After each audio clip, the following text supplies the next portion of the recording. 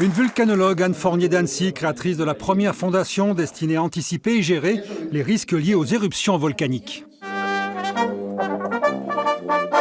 Un beau juge, Jean-Luc Voisin, installé au Vietnam, dont la société Les Vergers du Mékong emploie aujourd'hui 2000 personnes, et un entremontain, André Goua, devenu cancérologue de renom aux États-Unis. Enfin, le premier prix, Benoît Duchâteau Arminjon d'Apremont, créateur d'école pour 3500 enfants sourds et aveugles du Cambodge, que le gouvernement vient de prendre à sa charge.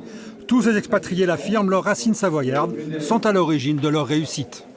La devise de ma famille, c'est frangar non flectar, ce qui veut dire tu casseras mais tu ne plieras pas. Et en fait, c'est ce que j'ai continué à faire, c'est-à-dire qu'au départ, le gouvernement n'était pas forcément favorable au programme que j'ai développé parce que les enfants handicapés sont des gens qui sont considérés comme ayant une mauvaise action ou deux mauvaises actions dans une vie précédente, donc c'est leur problème. Et moi j'ai tenu et avec cette force, avec ces racines que j'ai savoyardes, eh bien j'ai continué, j'ai été de l'avant et au bout de 29 ans, on a réussi ce qu'on souhaitait dès le départ. On estime à 30 000 personnes la diaspora savoyarde, soit 1% des Français résidant à l'étranger.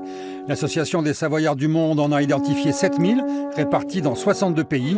Son comité le plus important, 200 membres, est situé à Dubaï. L'historique, c'est 6 copains qui mangent un bout ensemble un soir et puis qui disent pourquoi on ne montrait pas une association. On est 6, c'est suffisant pour faire un comité. Et puis on a commencé à faire des activités et dans une ville où il y avait déjà des associations françaises mais pas régionales. Et du coup on a fait des superbes activités, on organise des compétitions de ski dans le ski dôme, des grandes tartiflettes dans le désert, des choses comme ça.